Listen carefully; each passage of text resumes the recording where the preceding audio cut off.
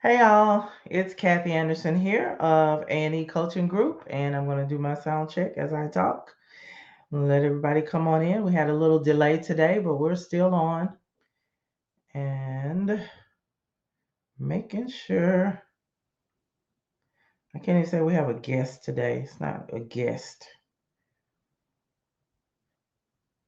Some would say this is a partner in crime, right? But we try to solve crimes, make solutions. All right, let me see here. Going into, I should have been ready, but I wasn't. All right, make sure I hear myself, see myself. I hear myself, see myself. All right, you guys. I'm just going to do a quick intro. As you see, we talked about the CDC, Community Development Corporation. So, some of you wondering what that is, where they are. If you look it up, you'll see there's plenty around you in major cities a lot of times, but also in a lot of the rural areas as well. So, from the perspective of where we're coming here, we're going to have Pastor Trey Smith. A lot of times it is the faith-based organizations, not depending upon, it doesn't matter about the denomination, but it's just the fact that they're faith-based. So we're going to kind of get into what they are, but he's just going to tell you, we just got a simple subject tonight of just overcoming setbacks, because that has a lot to do with building that community development corporation, because that's a lot of times you're fighting the different issues, social issues, human service issues that are in your city. And so without further ado, I'm going to bring him on, and this is Pastor Trey Smith. Get used to him. That's so funny. All How are right. you, woman of God? And listen, if I know we're in a group, you don't want to make this public so I can share it or no? It's in the group. Yeah, I but it's not. can It's You not. can't It's like share it? private. Hmm? It's private though. Get out of the group. Go on all things, not even all things nonprofit on my page, and I Okay. meant to tag you so it will go on your page. Yeah, it came out the group tag, Hmm. so we're good. Okay. Because I think I shared it from the business page as well. Okay. Yep, yep. Share, share, share alike. All right. We're ready. All right, it's all about you. Tell them, because everybody, I mean, you're on my platform now, so just who you are, where you are, and this quick journey of um, pastoralship. I am just a lowly pastor who loves the Lord, who loves Jesus, and I believe that our worship and our work should come into community expression, which means we should do more than just Sunday morning stuff, and we should be open to transforming and changing communities, no matter what that means and what that looks like. And so I'm in Michigan, Port Huron, Michigan, about 45 minutes east of Detroit. And I serve here with a congregation, but also I'm a developer, community developer, and also I help with nonprofit development, for-profit development, all that good stuff. Mhm. That's our short journey. Yeah, I think that's enough for Just them. tell us by way of, because this will make a difference with a lot of the audience, because you touch different Yeah, major well, cities as initially I well. was born and raised in Warren, Ohio, then moved to Columbus, Ohio, to the Ohio State University, and then I went to Atlanta, Georgia, and graduated from Beulah Heights University. Then I transferred over to Miami and lived there and did some work down there for a little while, and then came to Port Huron for the last 8 years. Okay, put that in perspective. Yeah. Yeah. So I'm letting you go in. We just talk about the overcoming the setbacks, but I do want to, explain what made you even think of that when it came to CDCs. I think the struggle, I could easily say, step one, you do this for a nonprofit. Step two, you do this for creating a community development corporation. Step three, you get funding. Step four, you implement this. But what I wish I would have learned is how the heck do you manage perceived trouble and Mhm. perceived trials in doing or developing or fighting an issue? I wish I would have knew that before I went through bouts of depression and discouragement and even giving up on my dream, not realizing that opposition was a part of the dream. I never knew that. Mm, I mm, never knew that. And so because they're community developers very rarely have a therapist or a mental health specialist to help them process what's happening. mhm, If nothing else, a pastor, somebody to say, am I crazy or is this normal? Should I fail this much? Should they fight me this hard? Is it really worth it? I mm, need to know that. And I think that's something I wish I would have knew, because maybe I would have been further along in certain projects if I understood that opposition was a part of the dream or the developing. Because step one, after you get all your your filing right and you get your organization together, you have to start meeting with people. And truth be told, mhm. there are people that don't want you to be successful, because success always means the replacement of. Right. If you become the new champion, you're replacing the old champion. Mhm, You build a mhm, building here, you're replacing what they were using the land for.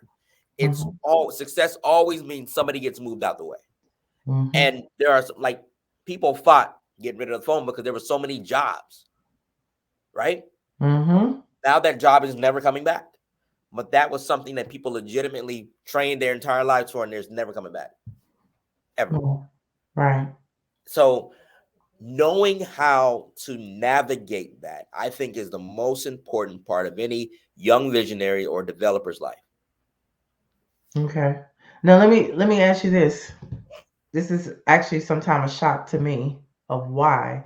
And we've been on this journey of knowing each other for a minute.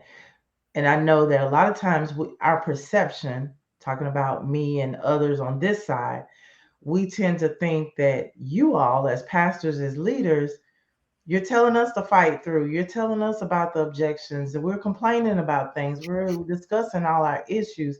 And we even forget that, oh, you got it. You already overcame it. So if you said it, you're expecting it too. So how does that come into play where how do you not expect it? How do you yourself when you're going? I think it's a good thing that you believe, but what it when you look back, what made that to where you didn't really expect it and now you realize sometimes it's inevitable. One of the issues of a community development corporation is we talk about success and the replacement of something, right? Mm-hmm. So imagine bringing in an incubator in a community. Your organization champions it, right? You say we need a better way to develop small businesses. What you Mm-hmm. don't realize you're saying to people who currently exist is that your model sucks. Mm, And you don't realize you're saying that you, who have been in the community for God knows how long, you're doing it wrong. And I'm now telling you that your livelihood is going to be challenged by my new idea. mm, And I didn't know I was saying that until they fought me on doing that. mm-hmm. I didn't Mm-hmm. know that. And because I thought I was helping more people. But here's the thing that they don't teach us in seminary: sometimes helping one means hurting another. Mm. Right. Wow, that's true. I didn't know. And so you're stuck when the person who you're hurting, and when it comes to business or community development, it seems like just good capitalistic business. You Mm-hmm. know, I'm fighting for business, da da da da da.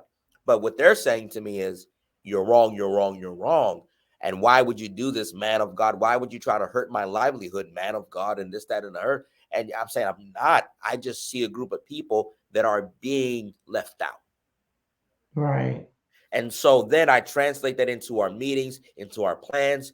And that's why sometimes even the development corporation can build in subsidies to buy out the old whatever, or get enough grant money so that there's an even exchange, but Mm-hmm. it's more work. But we don't always Mm-hmm. think about who we get rid of when we try to bring something in. Wow. That's a Does that different make way of sense? thinking of it. Yeah, and so I didn't know that, and so I'm dealing with a conundrum in my mind of saying, is it worth it? Am I right?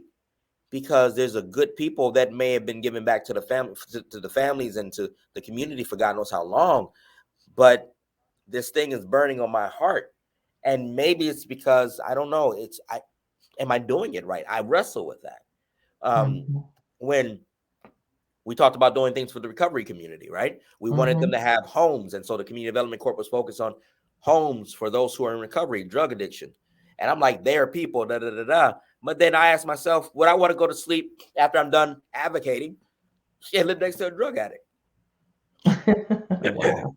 Right. Right? Fact. These are real conundrums because me, myself, Mhm. I'm good with just walking past my neighbors and never talking to them. I do that all the time. Mhm. But the question is somebody else who's used to knowing everybody in their community. Yeah. So I have to learn that I get it. Okay. So, okay, so this is good because I've been having this conversation with people wanting to open group homes and things like that. So, over about 20 years ago, I opened one. So I'm telling people now, because a lot of times the ones that want to help, say it's a realtor, I just talked to a realtor. They said, what do I need to know about opening a group home? And it's that point that you just said. You're talking about getting a nice home because you don't think that they should stay in their element. So you're going to get a nice home and you're going to get these people that are recovering some way, somehow, transitional, whatever. And you're putting them in this community where the houses are established, maybe costly, and you think you're just going to open that up. Just like you said, they don't want to sleep around that either. Regardless of the preconceived notions, some things are statistics and facts, right? So there's a battle. Um, I like the fact of the CDC because at the end of the day, and this is what I told, it was a lady and a man, have it in the lower income areas and clean that up a little bit. Put your fences or whatever you need to do for protection. But at the end of the day, at some point, we have to redevelop our own or those kinds of communities because you're going to have just as much recovery in the wealthy areas that we don't know about. Well, that's not even recovery. We'll say illegal activity, whether it be meth labs or whatever, as you are in the others. So why So not listen, go ahead and get this funding as a CDC can get the homes there. And so sometime I know one of the things you used to say is, I'm gonna save the whole world, or what do you say, we're gonna save the world, we're gonna do something with the world. And I'm like, no, no, no, I say the gotta do, what's it, take the whole gospel to the whole world. yeah. And I'm like, no, that's not what you would say. No, no, I'm gonna tell it. I wasn't the churchy one, so it wasn't the gospel. It Right. was just a matter of we're gonna help the whole world. We're changing the world. Oh We're yeah, I changing would the never world. say that now. You're right, because I used to say, no, let's think about just this little one little space right here. Let's start there because when you do the whole world or you're thinking that big, you're right. You're stopping some people. You're Let, kicking. It's a lot of noise then. let me give them something tangible for your audience. So when you get into that, what I've learned now to do is to create a committee that is specifically responsible for public relations. Mm-hmm. Let Mm-hmm. me tell them how to see it and let me hear how they see it Mm-hmm. so that I can build something into that. Because in a community development court, how I want the community developed may not be how they want it developed. Wow. And that's the reality. I may have the greatest idea, but from the wrong community. Mm-hmm. Buy-in is everything. Buy-in. I should have to do less convincing and more affirming. Mm-hmm. And so community developers, some people say, yeah, I want higher values of my house. I want sexy buildings. I want clean streets. But who do you want to attract? Mm-hmm. Who's going to be in those places? Mm-hmm. So those are things now that I think about versus before, versus thinking that I got the answer that's going to fix everything. Hmm. Okay. Because I don't want them to, I got to learn, I don't want the community to fight me after I'm done. Right. Right. I'm as a younger man, I was open for more fights. Nowadays, look, I just got a gun. I'm just going one shot. I We used ain't to tell fighting. you, just wait. Just wait. That battle is not worth it. It's not. It's not. And I think even taking it on further, because I deal with even developers on the real estate side, and we talk about this. Are you even listening to what the community is saying? Like, just to your point, um, if you hear them and empower them, being a part of it, like you said, knowing what the people want. Maybe it's not the dirty street, but like we have an organization here, and the children go out and clean the streets. Some instead of just saying we want clean streets, let's empower them to take authority or charge of what's going on, and then they take ownership of their community and they feel like they belong. No, someone's not going to have all these big plans and then just kick them out. Right. 100%. And so that's the struggle that we have, um, in Mm-hmm. learning how to hear and even sometimes paying attention to the demographics that are changing, Yeah. because sometimes that community is evolving. Mm-hmm. And but then so sometimes you have to deal with, I say this, find out who the stakeholders are. If stakeholders are moving out, you got some wiggle room. If you got Mm-hmm. stakeholders, people have been there for 90, 100 years, be careful. That's a fight. Mm-hmm. Mm-hmm. And then be inclusive. I know our council always says that change is inevitable. Is Correct. that's going to happen.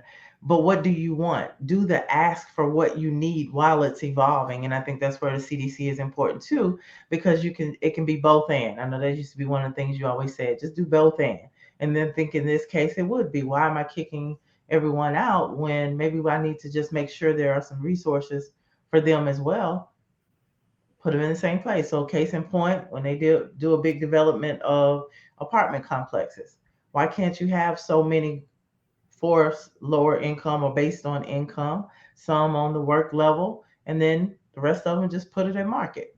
Facts. I think that's Mm-hmm. incredible. There's so many different areas we can go in there, and that's the reason why I really wanted to talk about setbacks, because um, a setback, I'm really dealing with more so is the effect on the individual, not Mm-hmm. the corporation. You could have a crap load of money, you can get all the grants you want, but if your morale is destroyed through one meeting, do you know Mm-hmm. how to come back from that? What happens when you see, when, because they'll do this in the community, they'll parade a bunch of little kids saying, "Why are you trying to destroy my home?" Da da da da da. And you're sitting there like as this guy in this suit, and you're like, Mm-hmm. I, I never thought of it that way. Right. Versus, why didn't I talk to them? Where was these kids when we were having the listening meetings? Mm-hmm. Right. And so these are the questions like that you'll wrestle with. And not only just that, but also what happens when your funding dries up or it doesn't come through or something happens to your project and there's this, or do you have enough in you to go fight for something else or another answer to the same problem? Mm-hmm. See, and those are things that I had to learn the hard way, because sometimes I thought if my one tool didn't work, it wasn't God's will. Versus try something else, try it a different way. Howard Schultz, 260 times had to get a loan for Starbucks. Took Mm-hmm. him all of those times. So imagine if he would have gave up 259 times. And we hear that the lights, the phone, the all kinds of things. Yeah. And that's the nature of the beast. And so failure is a part of success. Mm-hmm. But also, I'm learning this too, though. And I want you to hear me because you've been big on this concerning me. I'm okay with pursuing to be clean, but okay if I end up with a few dirt spots. Okay. I'm learning that because I'm learning no matter how clean I try to be in this business, somebody's going to perceive me as dirty. I'm going to have to apologize. I'm going to have to use some refunds. I'm not going to fulfill every contract. Somebody's going to be mad at my deliverables. Somebody's going Mm-hmm. to be, da, da, da, da. And I'm learning how not to take it personally and take it to my bed and off myself or destroy my entire structure Mm-hmm. because I don't know how to process a setback. Wow. Don't tear down your whole business plan because somebody who's not even invested in you doesn't like it. No. Right. That's a thing, though. We do that. We do. And I've done that. And I regret it because now I'm going back to stuff 3 and 4 years ago that really worked, but the wrong Mhm. person told me something. Yeah. Yeah. And then let me give you a resolution for that as far as going forward. I think we both learned too. That's why those teams and committees are important. But it has to be teams that are willing to give as well, meaning outside of what you say we're going to do.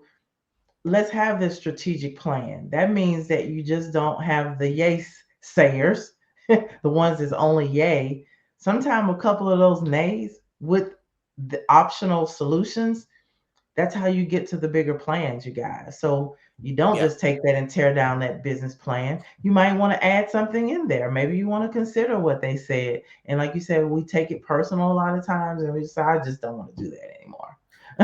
Yeah, I got a wealthy guy, wealthy, successful black business owner, who I go to when I have a plan that I think is really big and I'm going to pitch it, Mm-hmm. who cares about me but isn't like Trey's always right. Mm-hmm. So he'll tell me the truth about what I have before I have to hear it in the public. Mm-hmm. And I'm learning to do more of that so I can brace for impact. Mm-hmm. Because no matter if they're right or wrong, or if I agree or not, I prepare for the worst and I expect the best. Yeah. Because somebody's gonna have that same opinion, but you didn't stop. You're still gonna go out there, but like you said, you're embracing Yeah. and you just expect it. Yeah. Mm-hmm. So, because the IRS, the state, certain agencies may have something to say about all of your plans and your paperwork. Mm-hmm. Don't let that be the determining factor. Mm-hmm. Community development is actually what it is. Community Development Corp is, it's just a state sponsor structure, if you will, that allows you to change your community. And sometimes you can't do it that way. Still partner or broker a deal with somebody else. You're Right. about the change. You're not just about developing something. So just always keep that at the forefront. Wow. That's deep. I mean, at the end of the day, that's why you did it, right? Now, if you're just trying to make some money, that's a whole nother conversation. We can show you how to Yeah. hustle. But the difference, if you're about community change, sometimes maybe you don't need a corp, you need a partnership. Yeah. Yeah. And we run into many like that. Sometimes they need to partner, especially if you're really focused on the capital side or the revenue side. Do your Um, part well. Like, I love yeah. selling. I love to Mhm. sell. And I don't like to do certain work, though. So that's why I partner with people who do the administrative piece and everything else. And I love to sell the project. I don't really want to stay on top of it and manage it, but I know my role. Right. So, And you guys, there we go. We just bought out team again. And I talked to someone today about that. So understand, I need you all to look at what a project manager does. That's how it's run. That project manager and assistant both are connected to what the dream or the visionary is, what he or she sees or envisions, but you have to keep your hand on it by those systems, even reporting back. And I think we've tried to do it, but being in a different state and all of that, but we all had to learn, and it's coming together. Any other examples? no, I think truly we can probably do a series on all the Hmm. things that we can talk about concerning this. I would love to do a journey and take them on a journey of an actual project. We put a project together and then we kind of talk them through it and show them what happens and to give them a chance to join at a certain level. I think that Yeah. would be amazing Yeah. Okay. because I think the journey of a community development corp, really what we're saying underlying is this is how you create a church. This Hmm. is how you create an advocacy organization. This is how you make a difference. This is how you do Hmm. this, that, and the third. Okay. Okay. So with that said, I got my little drum roll. Going forward, to me, this is a specialty. Yes, it is for all nonprofits, but I really, really, really want to make that special calling for those, because too many churches, too many, I'll just say faith based, because some of the mosques are closing, some of the chapels and all of those places are closing, especially since COVID. Understand it is a whole building. We are centralized. Most churches or faith based organizations are centralized strategically, intentionally, and you have neighborhoods that are around you. It is so important that if you are interested in your organization becoming a community development corporation, you want to reach out to us. So I'm going to give you this www.nonprofithelpneeded.com. So I'll be the one that speak to you all first, but you will get to Pastor Trey. We're serious about this. And he finally realized he can't be everywhere all the time. God is God. How about that? No, he really doesn't have that kind of personality, you guys. Sometimes you're working Facts. so much and you're just thinking, if I don't do it, it won't be done. And you're running, running, running, running, running. But sometimes people like him, they're very good with words. They're very good with that leadership. Sometimes that's where that project manager comes in handy. That's when that plan comes in handy. And you have to treat it like a business as far as getting people in. It's a number and empowering the people that you have. But it is so important during this time. It is so much money coming through. COVID has proven, or I'll say the pandemic, or just the Okay, series of Anthony, can I climate. step? Can I jump out? Yeah. Okay, Can you jump out? jump out. It's about to get really loud No, no, behind you me. cannot. No, no, no, no, no, Okay. no. Because I'm talking about you. No, no, no. So anyway, I'm almost finished. So no, we've seen so many different things happening, you guys. So because I need your yes, the money is there. Yes, Follow absolutely. the policies, follow the things that are happening. They're asking for people's whatever ideas you might have, whatever solutions you have. All over the internet, I see government agency asking for solutions.